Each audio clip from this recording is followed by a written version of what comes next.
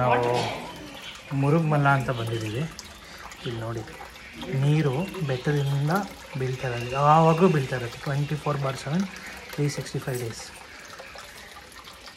ಇಲ್ಲಿ ನೀರನ್ನ ಜನ ಇಟ್ಕೊಂಡು ಹೋಗ್ತಾರೆ. ಇದು ಶಿವನ ದೇವಸ್ಥಾನ ಅಲ್ಲ? ಹಾಂ, ಮುಕ್ತೇಶ್ವರ.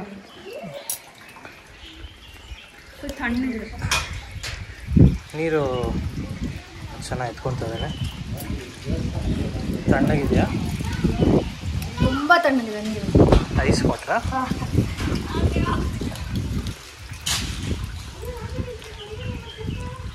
ಇದೇ ದೇವಸ್ಥಾನ, ಗುಹೆಯಲ್ಲಿ ಒಳಗಡೆ ಇರೋಂಥ ದೇವಸ್ಥಾನ. ಶಿವ ಅಲ್ವಾ ಅಂಕಲ್? ಅಲ್ಲ, ಇಲ್ಲಿಂದ ಗುಹೆ ಸ್ಟಾರ್ಟ್ ಆಗುತ್ತೆ.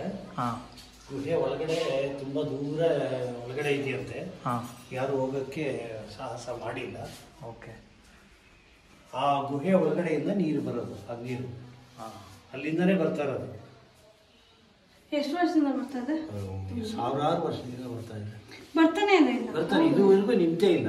ಬಟ್ ಅಲ್ಲಿ ಅಷ್ಟು ನೀರಿದಲ್ಲ, ಅದಾದ್ಮೇಲೆ ಎಲ್ಲ ಬರುತ್ತೆ. ಆ ಕಡೆ ಪಕ್ಕಕ್ಕೆ ಹೋಗ್ತಾ ಇದೆಯಲ್ಲ, ಅಲ್ಲಿ ಹರ್ಕೊಂಡು ಪಕ್ಕಕ್ಕೆ ಹೋಗ್ತದೆ. ಅದು ಇದು ಒಳಗಡೆ ತಣ್ಣಗೆ ಐಸಿ ನೀರು ಇದ್ದಂಗಿರ್ತದೆ. ಇಲ್ಲಿ ಇನ್ನೊಂದು ವಿಶೇಷ ಏನು ಅಂದರೆ, ಮುಸಲ್ಮಾನರು ಕೂಡ ಬಂದು ಈ ದೇವಸ್ಥಾನದಲ್ಲಿ ಪೂಜೆ ಮಾಡ್ಕೊಂಡು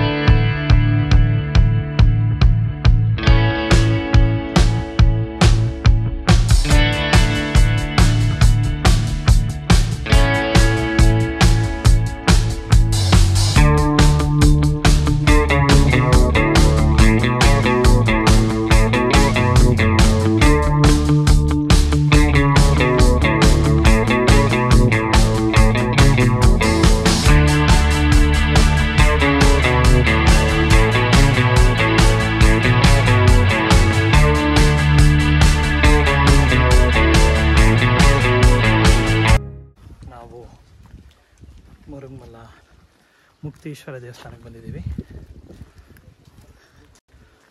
ಸ್ವಲ್ಪ ಹತ್ತಬೇಕು. ಈ ಥರದ್ದು ಮಾಡ್ಲು ಕರ್ನಾಟಕದಲ್ಲಿ ನೀವು ಒಬ್ಬರೇನೋ, ನಿಮ್ಮ ಜೊತೆಗಾರ ಯಾರು ಅವರಪ್ಪ?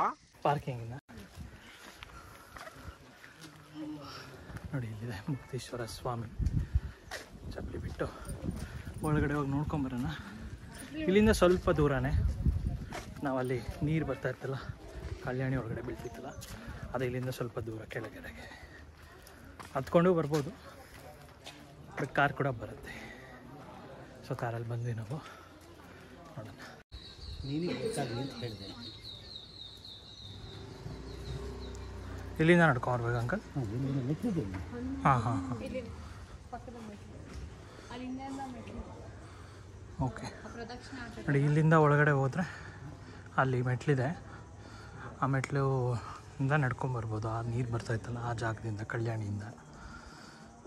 ಸೊ ಇದು ದೇವಸ್ಥಾನ, ಮುಕ್ತೇಶ್ವರ ಸ್ವಾಮಿ ದೇವಸ್ಥಾನ. ಒಳಗಡೆ ಹೋಗಿ ಸ್ವಾಮಿ ದರ್ಶನ ಮಾಡ್ಕೊಂಬರೋಣ ಬನ್ನಿ.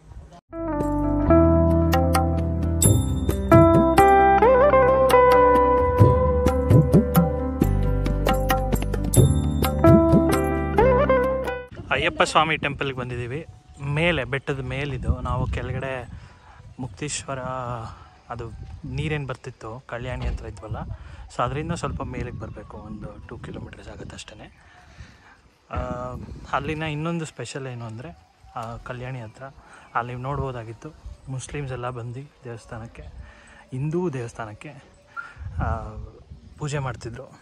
ಸೊ ಅದೇ ಥರನೇ ಇಲ್ಲಿ ಇಂಡಿಯಾದ ಪ್ರಖ್ಯಾತ ಒಂದು ದರ್ಗಾ ಇದೆ, ಮುರುಗಮಲನಲ್ಲಿ. ಅಲ್ಲಿ ಹಿಂದೂಸ್ ಹೋಗಿ ಅಲ್ಲಿ ಪೂಜೆ ಮಾಡ್ತಾರೆ ದರ್ಗಾನಲ್ಲಿ. ಇದೇ ನಮ್ಮ ಭಾರತದ ಬ್ಯೂಟಿ ಅಂತ ಹೇಳ್ಬೋದು. ನಮ್ಮ ದೇಶ ರೀ, ನಾವು ಕಟ್ಟಿರೋ ದೇಶ ರೀ ಇದು. ನಾವು ಯಾವ ಜಾತಿ ಇಲ್ಲ ರೀ. ವಾವ್, ದೇವಸ್ಥಾನ ಸಕ್ಕತ್ತಾಗಿದೆ. ಅಯ್ಯಪ್ಪ ಸ್ವಾಮಿ ದೇವಸ್ಥಾನ.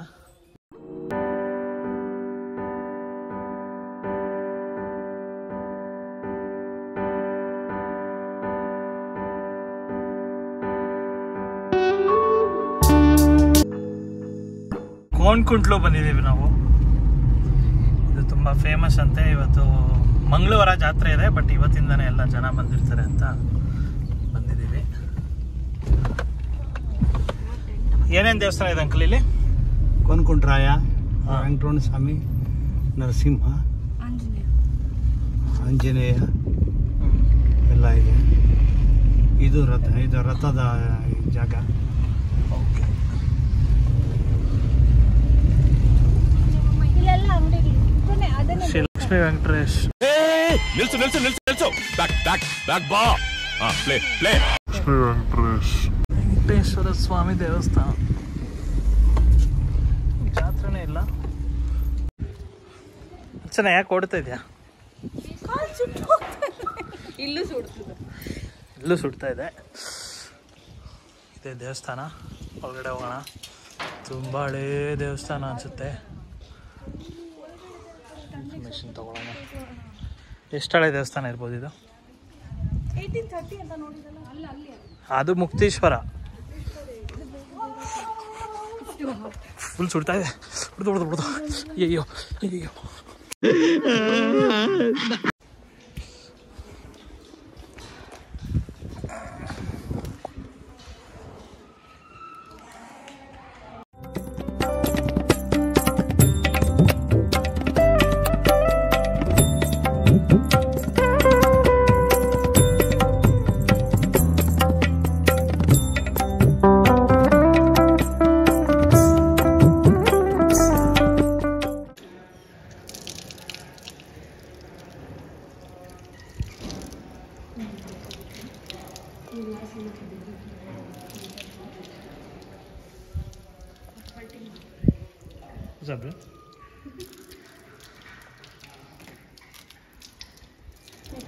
ಯಾಕ್ಲೇ ಹನುಮಂತಣ್ಣ ಗುರ್ಗುಟ್ತೀಯಾ?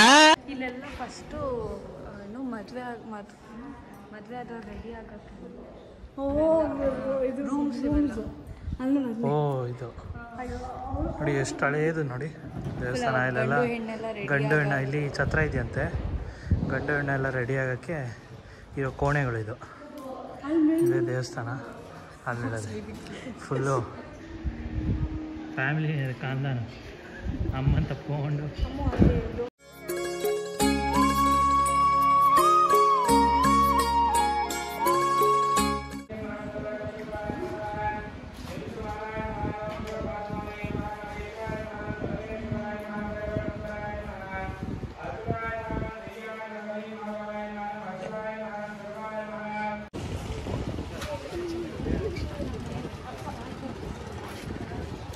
ಇಲ್ಲಿ ನಾನು ಫಸ್ಟ್ ದಿಲ್ ಪಸಂದ್. ನೀವೆಲ್ಲ ಏನು ದಮ್ ರೊಟ್ಟಿ ಅಂತಾರೆ, ಒಬ್ರೊಬ್ರು ದಿಲ್ ಪಸಂದ್ ಅಂತಾರೆ, ಒಬ್ರು ದಮ್ ರೊಟ್ಟಿ ಅಂತಾರೆ. ಇದಂತೂ ಸೂಪರ್ ಆಗಿದೆ. ನಾನು ತುಂಬ ಚೈಲ್ಡ್ಹುಡ್ಡಿಂದ ತಿಂದು ಎಷ್ಟು ಸತಿ ತಿಂದಿದ್ದೀವಿ ಅಂದರೆ ನಮ್ಮ ದೊಡ್ಡಪ್ಪ ನಮ್ಮ ಮಾವ ಯಾರೇ ಬಂದ್ರೂ ಊರಿಂದ ಬಂದರೆ ನಾವು ಇದಕ್ಕೋಸ್ಕರ ಕಾಯ್ತಾ ಇದ್ವಿ. ಅಷ್ಟು ಸೂಪರ್ ಫೇಮಸ್ ಬೇಕ್ರಿ ಇದು, ಬಟ್ಲಳ್ಳಿ ಅಂತ. ಅಲ್ಲಿ ವೆಂಕಟೇಶ್ವರ ಬೇಕ್ರಿ ಅಂತ, ಅಲ್ಲಿ ದಿಲ್ ಪಸಂದು ಎಲ್ಲ ಸಿಕ್ಕತ್ತೆ. ಮನೆಗೆ ಅಂತ ಉಂಟಮ್ಮ. ಸಕ್ಕತ್ತಾಗಿದೆ. Same child taste. ಎಷ್ಟೋ ವರ್ಷಗಳಾಗೋಯ್ತು ಹಾಕೋಕ್ಕೆ. ತುಂಬ ಚೆನ್ನಾಗಿ. ನಾವು ನಮ್ಮ ಅತ್ತೆಯವ್ರ ಊರು ನಾಗರಾಜ್ ಹೊಸಳ್ಳಿಗೆ ಬಂದಿದ್ದೀವಿ. ಈ ಅಂಗನವಾಡಿ ಸ್ಕೂಲಲ್ಲಿ ನಾವು ಏನು ಗೊತ್ತಾ, ನಾವು ಚಿಕ್ಕ ಮಕ್ಕಳಿದ್ದಾಗ ಬಂದಾಗ ನಾವು ಕುತ್ಕೊತಾ ಇದ್ವಿ. ಆದರೆ ನಮಗೆಲ್ಲ ಫುಲ್ ಹೈ ಟ್ರೀಟ್ಮೆಂಟ್ ನಮಗೆ. ಫೋನ್ ಪೇ ಮಾಡಿ. ಅಶ್ವಿನಿಗಂತೂ ಗಂಟ್ಲಾಗಲ್ಲ ಅನ್ನೋದೆಲ್ಲ ಕ್ಲಾಸ್ ಮಾಡಬೇಕು ಅಂತಿದ್ದೆ ಹೇಳಿ ಬನ್ರಿ. ನಾವಿವತ್ತು ಇವಾಗ ನಾಗರಾಜ್ ಹೊಸಳ್ಳಿ ಅಂತ ಬಟ್ಲಳ್ಳಿ ಹತ್ತಿರ ಇರೋ ಒಂದು ಹಳ್ಳಿಯಲ್ಲಿದ್ದೀವಿ.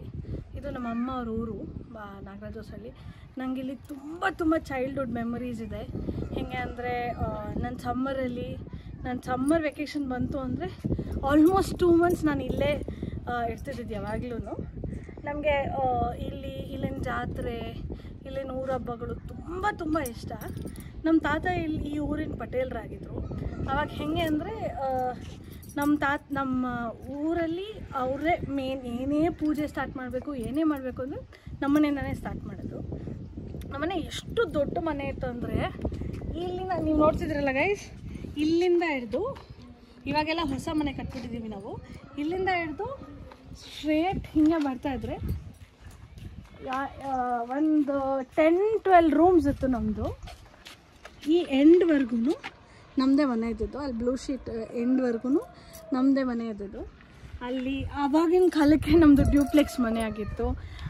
ಫುಲ್ ಏನು ರೂಮ್ ಉದ್ದ ಹೆಂಗೆ ಅಂದರೆ ದಪ್ಪ ದಪ್ಪ ಇದು ಕಂಬಗಳು, ಅಷ್ಟು ದೊಡ್ಡ ಮನೆ ಇದ್ದಿದ್ದು. ನಾವೇನು ಮಾಡ್ತಿದ್ವಿ ಅಂದರೆ, ನೀವು ಅಲ್ಲಿ ಎಂಟ್ರೆನ್ಸಲ್ಲಿ ನೋಡಿದ್ರಲ್ಲ, ಇದು ಊರಿನ ಫುಲ್ ವ್ಯೂ. ಇದು ಚಿಕ್ಕ ಹಳ್ಳಿ, ತುಂಬ ದೊಡ್ಡದೇನಿಲ್ಲ ಹಳ್ಳಿ ಇಷ್ಟು. ಆ್ಯಕ್ಚುಲಿ ಇವಾಗ ಎಲ್ಲರೂ ನಮ್ಮ ರಿಲೇಟಿವ್ಸ್ ಎಲ್ಲರೂ ಸಪ್ರೇಟಾಗಿ ಎಲ್ಲರವ್ರವ್ರ ಮನೆ ಕಟ್ಟಿರೋದೆ. ಪೂರ್ತಿ ಊರೆಲ್ಲ ನಮ್ಮದೇ. ಇಲ್ಲಿ ಬಂದ್ಬಿಟ್ಟು ಇಲ್ಲಿ ಮುಂದೆ ಕಾಣಿಸ್ತಿದೆಯಲ್ಲ, ಇನ್ನೊಂಚೂರು ಹಿಂದೆ ಇತ್ತು. ಅಲ್ಲಿ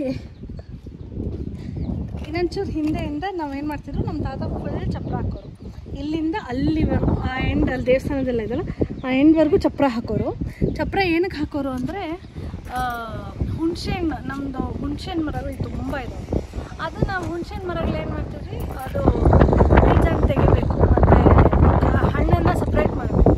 ಹಾಗೆ ಸಪ್ರೇಟ್ ಮಾಡಬೇಕು ಅಂದರೆ ಈ ಊರಿನ ಹೆಂಗಸರು ಗಂಡಸರೆಲ್ಲ ಬಂದು ಇಲ್ಲೆಲ್ಲ ಚಪ್ರ ಹಾಕ್ತಿದ್ವಲ್ಲ, ಚಪ್ರ ಹಾಕಿದಾಗ ಎಲ್ಲ ಬಂದು ಬೆಳಗ್ಗೆನೇ ಬಂದು ಕೂತ್ಕೊಂಡು ಒಡೆಯೋಕ್ಕೆ ಸ್ಟಾರ್ಟ್ ಮಾಡೋದು. ಒಡೆದು ಆಮೇಲೆ ಸಂಜೆ ಅಷ್ಟೊತ್ತಿಗೆ ಏನು ಮಾಡ್ತಿದ್ರು, ಬೀಜನ ಮತ್ತು ಹಣ್ಣನ್ನು ಸಪ್ರೇಟ್ ಮಾಡೋರು. ಆ ಬೀಜ ಎಂಡ್ ಆಫ್ ದ ಡೇ ಎಷ್ಟು ಮಾಡಿರ್ತಾರೆ ಅಷ್ಟು ಅವ್ರಿಗೆ ಸಂಬಳ ಕೊಡ್ತಾಯಿದ್ದೆ ನಮ್ಮ ತಾತ. ಹಿಂಗಂದರೆ ಸೇರ್ಲೆಕ್ಕ ನಾವು ಬಂದಾಗ ಅವರು ಇಲ್ಲೆಲ್ಲ ಸುಮ್ಮನೆ ಕೂತ್ಕೊಂಡು ಸುಮ್ಮನೆ ಹೊಡಿತಿರ್ಲಿಲ್ಲ. ನಮಗೇನು ಮಾಡೋರು, ಹಾಡುಗಳು ಹೇಳೋರು. ಆಮೇಲೆ ಹಳೇ ಕಾಲದೆಲ್ಲ ಸ್ಟೋರೀಸ್ ಹೇಳ್ತಿದ್ರು. ಆ ಸ್ಟೋರೀಸ್ ಹೆಂಗೆ ಹೇಳ್ತಿದ್ರು ಅಂದರೆ, ಈ ಹೆಣ್ಮಕ್ಳದ್ದು ಏನಾದರೂ ಅವ್ರ ಅತ್ತೆ ಮನೆಗೆ ಹೋದ್ರು, ಇಲ್ಲ ಏನಾದರೂ ಅವ್ರು ಕಷ್ಟ ಕೊಡ್ತಾ ಇದ್ದನ್ನೆಲ್ಲ ಅವರೆಲ್ಲ ಆ ಸ್ಟೋರಿಲಿ ಎಷ್ಟು ಇನ್ವಾಲ್ವ್ ಆಗ್ತಾಯಿದ್ರು ಅಂದರೆ, ಎಲ್ಲರೂ ಅಳಕ್ಕೆ ಸ್ಟಾರ್ಟ್ ಮಾಡಿಬಿಡೋರು. ಆ್ಯಂಡ್ ಸ್ಟಾರ್ಟ್ ಮಾಡಾದ್ಮೇಲೆ ಒಬ್ಬರಲ್ಲ ಅಲ್ಲಿರೋ ಎಲ್ಲರೂ ಹಿಂಗೆ ಇದು ಸೆರಗ್ ನಿಂತು ತೊಗೊಳೋದು, ಹಿಂಗೆ ಕಣ್ಣೀರು ಒರೆಸ್ಕೊಳಕ್ಕೆ ಸ್ಟಾರ್ಟ್ ಮಾಡಿಬಿಡ್ತಾಯಿದ್ರು. ನಾವು ಏನಕ್ಕೆ ಕಳ್ತಾ ಇದ್ದಾರೆ ಇವರು ಅನ್ನೋ ಒಂದು ಅಟ್ಲೀಸ್ಟ್ ಐಡಿಯಾ ಕೂಡ ಇರ್ತಿರ್ಲಿಲ್ಲ ನಮಗೆ. ಆಮೇಲೆ ನಮ್ಗೆ ಗೊತ್ತಾಗ್ತಿತ್ತು, ಆ ಸ್ಟೋರಿ ಇದ್ರಲ್ಲಿ ಅಷ್ಟು ಇನ್ವಾಲ್ವ್ ಆಗಿದ್ರು ದಟ್ ಅವ್ರಿಗೆ ಅಳು ಬರ್ತಿತ್ತು ಅಂತ. ಆ್ಯಂಡ್ ನಮ್ಮ ತಾತ ಏನೋ ವೀಕ್ಲಿ ಒನ್ಸ್ ಅವ್ರಿಗೆಲ್ಲ ಸಂಬಳ ಕೊಡೋದು. ಈ ಬೀಜದೆಲ್ಲ ನಾವು ಲೆಕ್ಕ ಬರಿತಿದ್ವಿ. 5 o'clock ಆಗೋಷ್ಟೊತ್ತಿಗೆ ಎಲ್ಲ ಲೆಕ್ಕ ಬರೆದು ಇಂಥವ್ರು ಇಷ್ಟಿಷ್ಟು ಶೇರ್ ಮಾಡಿದ್ದಾರೆ ಅಂತೆಲ್ಲ ಲೆಕ್ಕ ಬರೆದು, ಆಮೇಲೆ ಅವರಷ್ಟೊತ್ತಿಗೆ ಡೇನ ಎಂಡ್ ಮಾಡಿ, ಆಮೇಲೆ ವೀಕ್ಲಿ ಒನ್ಸ್ ಇಲ್ಲ ನಮ್ಮ ತಾತಂಗೆ ಯಾವಾಗ ಬೇಕಾದ್ರೂ ಅವ್ರು ಬಂದು ನಮಗೆ ಸಂಬಳ ಕೊಡಿ ಅಂದಾಗ ನಮ್ಮ ತಾತ ಸಂಬಳ ಕೊಡೋರು. ಆಮೇಲೆ ನನ್ನ ಚೈಲ್ಡ್ಹುಡ್ ಮೆಮೊರೀಸ್ ಹೆಂಗೆ ಅಂದರೆ, ನಮ್ಮ ಮನೇಲಿ ಒಂದೇ ಮನೇಲಿ ಟಿ ವಿ ಇರ್ತಿದ್ದು. ಆ್ಯಂಡ್ ಸಂಡೇ 5 o'clockಗೆ ಸಂಡೇ ಫಿಲ್ಮ್ ಬರೋದು. ಆ್ಯಂಡ್ ಈವ್ನಿಂಗ್ 8 o'clockಗೆ ನ್ಯೂಸ್ ಬರೋದು. ಎಲ್ಲರೂ ಊರಲ್ಲಿರೋರೆಲ್ಲ ನಮ್ಮ ಮನೆಗೆ ಬರೋದು. ಆ್ಯಂಡ್ ಹೆಂಗೆ ಅಂದರೆ, ಹಾಲಲ್ಲಿ ಟಿ ವಿ ಇಟ್ಬಿಡ್ತಿದ್ರು. ಹಾಲ್ ತುಂಬ ಜನ ಕೂತ್ಕೊಂಡು ಬಿಡೋದು, ಟಿ ವಿ ನೋಡಿಕೊಂಡು. ಅದು ಒಂದು ಫಿಲ್ಮ್ಗೋಸ್ಕರನೇ ಅವರೆಲ್ಲ ಕಾಯೋರು. ಅಷ್ಟು ಮೆಮರೀಸ್ ಇದೆ ಇಲ್ಲಿ. ಆಮೇಲೆ ನಮ್ಮದು ತೋಟ ಎಲ್ಲ ಆಮೇಲೆ ತೋರಿಸ್ತೀನಿ, ಅಲ್ಲಿ ಕರ್ಕೊಂಡೋಗಿ. ತೋಟದಲ್ಲೆಲ್ಲ ನಾವು ತೋಟಕ್ಕೆ ಕೂಲಿ ಕೆಲಸ ಮಾಡೋರೆಲ್ಲ ಬಂದರೆ ಅವ್ರಿಗೆಲ್ಲ ಮುದ್ದೆ ತೊಗೊಂಡೋಗೋದು. ಆಮೇಲೆ ಅವ್ರ ಜೊತೆ ನಾವು ಮುದ್ದೆ ಕೂತ್ಕೊಂಡು ತಿನ್ನೋದು. ಆಮೇಲೆ ಅಲ್ಲೇ ಹುಣಸೆಹಣ್ಣು ಇರೋದ್ರಿಂದ ಗೊಜ್ಜಿಸ್ಕೊಂಡು ತಿನ್ನೋದು. ಆಮೇಲೆ ನಾವು ಕಡಲೆಕಾಯಿ ಬೆಳೀತಿದ್ವಿ, ನಮ್ಮ ತಾತ ಕಡಲೆಕಾಯಿ ಸುಟ್ಕೊಡೋರು. ಈ ಥರ ನನ್ನ ಚೈಲ್ಡ್ಹುಡ್ ಮೆಮರೀಸ್ ಇಲ್ಲಿ ಕಳೆದಿರೋದು ತುಂಬ ಮೆಮರೀಸ್ ಇದೆ ನನಗೆ. ನಂಗೆ ಗೊತ್ತು, ಇವಾಗಂತೂ ಆ ಮೆಮರೀಸ್ನ ಮತ್ತೆ ವಾಪಸ್ಸಂತೂ ಬರೋಲ್ಲ. ಆದರೆ ಅಷ್ಟು ಸೂಪರಾಗಿ ನಾವು ಎಂಜಾಯ್ ಮಾಡಿದ್ವಿ ನಮ್ಮ ಸ್ಕೂಲ್ ವೆಕೇಷನ್ ಟೈಮಲ್ಲಿ ಮಾತ್ರ. ತುಂಬ ಚೆನ್ನಾಗಿದೆ ಈ ಊರು. ಆ್ಯಂಡ್ ಏನಂದರೆ, ಒಂದು ಪ್ರಶಾಂತವಾಗಿರುತ್ತೆ. ಯಾರು ಏನು ಟ್ರಾಫಿಕ್ ಇರೋಲ್ಲ, ಏನೂ ಇರೋಲ್ಲ. ಆರಾಮಾಗಿ ಬಂದು ಇಲ್ಲಿ 2 months ಆರಾಮಾಗಿ ಕಳೀತಾ ಇದ್ವಿ ನಾವೆಲ್ಲ. ಮತ್ತು ಏನಾಗ್ತೈತೆ ಅಂದರೆ, ಇಲ್ಲಿ ನಾವು ಬೆಂಗಳೂರಿಂದ ಬಂದಿದ್ದೀವಿ ಅಂದರೆ ನಮಗೊಂದು ಸ್ಪೆಷಲ್ ಟ್ರೀಟ್ಮೆಂಟ್. ಹೆಂಗೆ ಅಂದರೆ, ಇವ್ರ ಪಾಪ ಮಕ್ಕಳು ಬಂದಿದ್ದಾರೆ, ಅವ್ರ ಮಕ್ಕಳನ್ನ ಆ್ಯಕ್ಚುಲಿ ಕಲ್ಚರ್ ಅವಾಗಲೇ ಆಟಾಡಕ್ಕೆ. ಅವ್ರಿಗೆಲ್ಲ ನಾವು ಬಂದರೆ ಅವ್ರು ಆಚೆ ಆಟಕ್ಕೆ ಬರ್ತಾಯಿದ್ರು. ಇಲ್ಲಾಂದರೆ ಅವ್ರ ಮನೇಲಿ, ಎಸ್ಪೆಷಲಿ ಹುಡುಗಿರೆಲ್ಲ ಏನಾದರೆ ಅವ್ರು ಕೆಲಸ ಮಾಡಿಕೊಂಡು ಅವ್ರ ಮನೆಯಲ್ಲೇ ಇದ್ಬಿಟ್ಟಿರೋರು. ನಾವು ಬಂದರೆ ಮಾತ್ರ ಅವ್ರಿಗೆ ಹೆಂಗೆ ಅಂದರೆ ಕೆಲಸ ಮಾಡೋದು ಬಿಟ್ಬಿಟ್ಟು ಆಟ ಆಡೋಕ್ಕೆ ಬರೋದು. ಆಮೇಲೆ ನಾವು ಅವ್ರ ಸ್ಕೂಲ್ಗೆಲ್ಲ ಹೋಗ್ತಿದ್ವಿ. ಅಲ್ಲಿ ಅವ್ರ ಸ್ಕೂಲೆಲ್ಲ ಇದೆ, ಅಂಗನವಾಡಿ ಸ್ಕೂಲೆಲ್ಲ ಇದೆ. ಅಲ್ಲೋಗಿ ನಾವು ಊಟ ಎಲ್ಲ ತೊಗೊಂಡು ಬರ್ತಾಯಿದ್ವಿ. ಆ್ಯಂಡ್ ಟೀಚರ್ಸ್ ಎಲ್ಲ ಹೆಂಗೆ ಅಂದರೆ ನಮಗೆ ತುಂಬ ಸ್ಪೆಷಲ್ ಟ್ರೀಟ್ಮೆಂಟ್ ನಮಗಂತೂ ಇಲ್ಲಿ. ನಾವೇನೋ ಬೆಂಗಳೂರಿಂದ ಬಂದುಬಿಟ್ಟಿದ್ದೀವಿ ಅನ್ನೋದೇ ಅವ್ರಿಗೆ ದೊಡ್ಡ ಇದು. ಆ್ಯಂಡ್ ಅವ್ರಿಗೆ ಇರುತ್ತೋ ಬಿಡುತ್ತೋ, ಎಷ್ಟಿರುತ್ತೋ ಅದರಲ್ಲಿ ತುಂಬ ಪ್ರೀತಿ ಕೊಟ್ಟು ನಮ್ಮನ್ನ ನೋಡ್ಕೊಳ್ಳೋರು. ಅವ್ರ ಮನೇಲಿ ಏನಿರುತ್ತೋ ಅದನ್ನ ಕೊಡೋರು ನಮಗೂ. ತುಂಬ ಎಂಜಾಯ್ ಮಾಡಿದ್ವಿ ನಾವಿಲ್ಲಿ. ನಮ್ಮ ಚೈಲ್ಡ್ಹುಡ್ ಮೆಮರೀಸ್ ಎಲ್ಲ ಸೂಪರ್. ಆಲೂಗಡ್ಡೆ ಎಲ್ಲ ಮೇಲ್ಗಡೆ ಕುತ್ಕೊಂಡು ತಣ್ಣ ಗಾಳಿ ಬರ್ತಿತ್ತು. ಪೆಟ್ರೋಲ್ ಖಾಲಿ ಆಗೋಗಿತ್ತು. ಇಲ್ಲಿ ಬಂದು ಪೆಟ್ರೋಲ್ ತೊಗೊಂಡು ಕ್ಯಾನ್ ತೋರಿಸ್ದೆ. ಬರ್ತಿರೋರ ಅವ್ರ ಬರ್ತಿರೋರ ಅಂದ್ರೆ ಬೆವರು ಬಂತ. ಅಯ್ಯಪ್ಪ ಹುಷಾರು.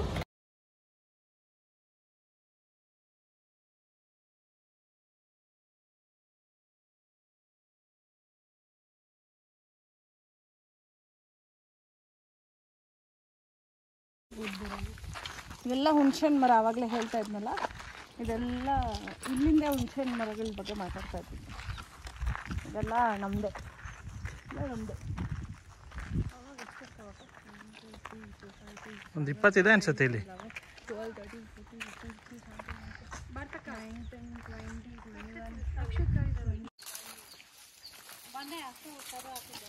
ಹೊಸ ಬ್ರೋ